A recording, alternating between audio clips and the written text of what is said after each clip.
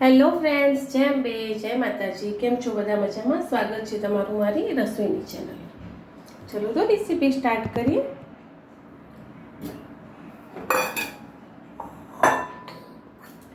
આ છે અડદની દાળ.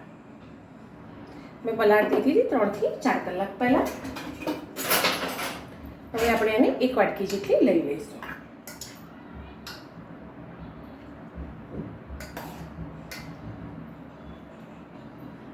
પાંચ ચમચી ભરીને આવશે. નાની વાટકી તમારે જે રીતે લેવી હોય એ રીતે મેં 1 વાટકી ભરીને લઈ લીધી છે.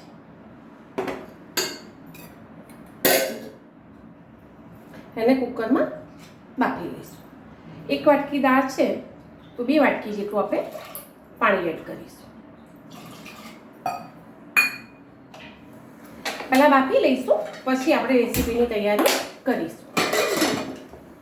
એકદમ દાણો દબાઈ અને ગળી જાય એવું આપણે દાળ બાફી લેવાની છે. તો ચલો ફ્રેન્ડ, 3 સીટી વગાડી દીધી છે. આપણે ચેક કરી લઈએ કે દાળ ચડી ગઈ છે કે નહીં. વઘાર કાઢી નાખવાની, ટાઈમ હોય તો પછી શાંતિથી થવા દેવાની.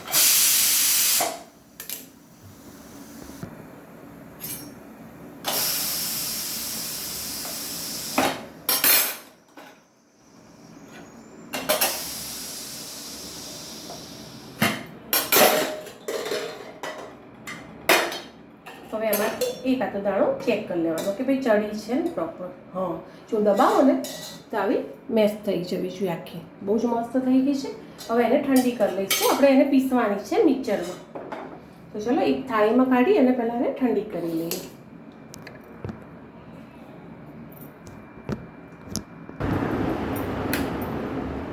ચલો, ઠંડી થઈ ગઈ છે દાળ, તો આપણે એને પીસી લઈશું. પહેલાં એટલી અડદની દાળ જ પીસવાની છે, બીજું કોઈ એડ કરવાનું નથી. પીસવા માટે થોડું પાણી જોઈએ તો રેડવાનું, બહુ નહીં રેડ દેવાનું, એટલે તમારે કોઈ અલગ વસ્તુ બીજી એડ કરવી ના પડે. તો મેં જારમાં લઈ લીધી છે અને નોર્મલ થોડું 2 થી 3 ચમચી પાણી એડ કરી દીધું છે અને એને પીસી લઈશ પહેલાં મસ્ત પેસ્ટ જેવી. ચાલો, દાળ પીસાઈ ગઈ છે. ચેક કરી લેવાની. જો એકદમ પેસ્ટ જેવી થઈ જવી જોઈએ. હવે આપણે એને નીકાળી લઈશું.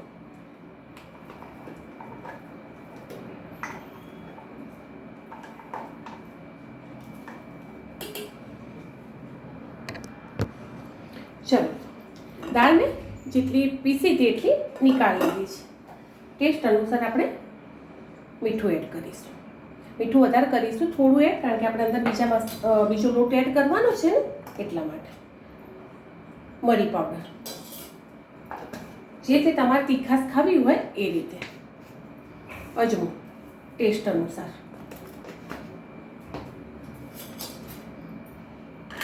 અને જેટલી આપણે દાળ લીધી હતી એટલો જ લોટ લીધો છે. ટાઈટ ભરી દઈએ ને તો એટલો જ થાય છે ચોખાનો લોટ.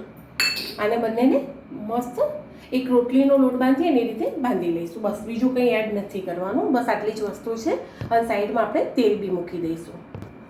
ચલો, લોટ બહુ જ મસ્ત માપસર બંધાઈ ગયો છે, જેવો જોઈતો તો એવો. બરાબર, બહુ ઢીલો બી નહીં અને બહુ કડક બી નહીં. આમાં આપણે કોઈ તેલનો કે એવો કોઈ ઉપયોગ કર્યો નથી ફ્રેન્ડ.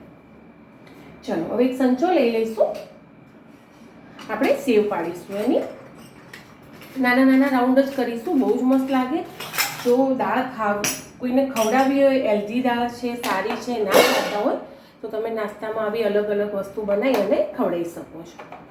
ચણાનો લોટ કોઈને ના ખાવો હોય, સેવ ખાવાની ઈચ્છા થઈ હોય તો બી તમે આ રીતે બનાવી શકો છો. તો ચલો,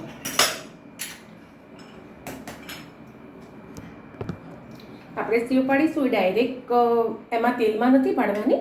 આપણે નીચે આ રીતે ચારીમાં જ મસ્ત ડિઝાઇન ગોળ રાઉન્ડ, બહુ મોટા મોટા રાઉન્ડ નથી કરવાના. એટલે આ રીતે આપણે પાડી અને તેલ આવે એટલે તેલમાં છોડી દઈશું. આ રીતની ડિઝાઇન આપણે કરવાની છે નોર્મલ. હજુ તેલ બરાબર આવ્યું નથી તો થોડું ફૂલ કરી લઈશું. નાના નાના રાઉન્ડ કરી જઈશું અને એને તેલમાં મિક્સ કરી જઈશું. ફ્રેન્ડ, બહુ જ મસ્ત સેવ લાગે. બીજી બધી સેવો તો બી તમને બજારમાં મળશે, આ સેવ તમને ક્યાંય નહીં મળે. તો ચોક્કસથી એકવાર ટ્રાય કરજો. અને હેલ્ધી બી છે અને સારી બી છે જોડે જોડે. તો આ રીતે આપણે સેવના ચક્કર પાડી જઈશું અને તેલમાં એને એડ કરી જઈશું.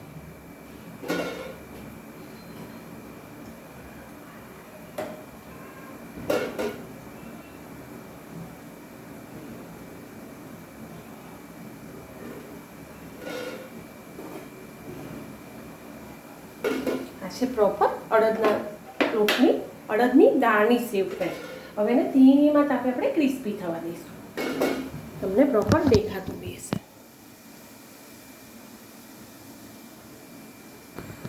ચલો ફ્રેન્ડ, એકવાર એને ફેવરી લઈશું.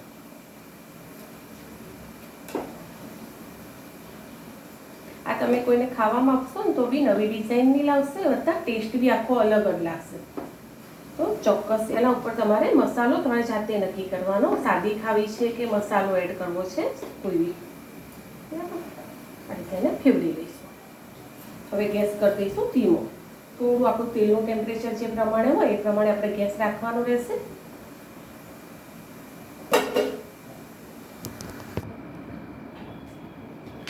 ફ્રેન્ડ, એકવાર બનાવીને ચોક્કસથી ખાજો, બહુ જ મસ્ત ટેસ્ટ લાગે છે. ચલો, તો તળાઈ ગઈ છે, નિકાલ લઈએ. અને બહુ કલર નહીં આવે કારણ કે વ્હાઈટ જ વસ્તુ છે ને બધી, એટલા માટે. તો ચલો નિકાલ લઈએ.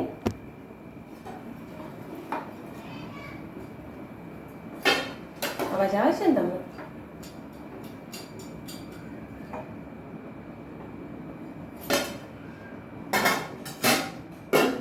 એ જ રીતે આપણે પાછું એની ડિઝાઇન પાડી અને એમાં મૂકી દઈશું.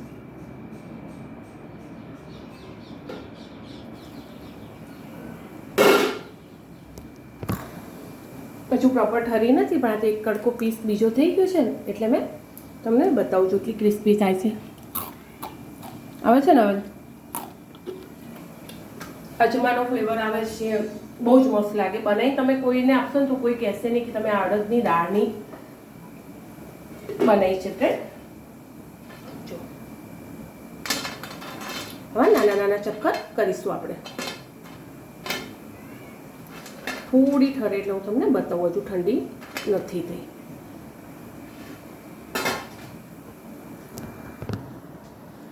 ફ્રેન્ડ, તળાઈ બી છે અને બતાવું બી ખરા કે કેટલી ક્રિસ્પી થાય છે. દેખાય છે? બહુ જ મસ્ત બને છે. અને ચક્કર બી નાના નાના એટલા મસ્ત લાગે ને ફ્રેન્ડ, જો તમારી સામે જ છે. તો ચલો મળીએ આગળના નવા બ્લોગ.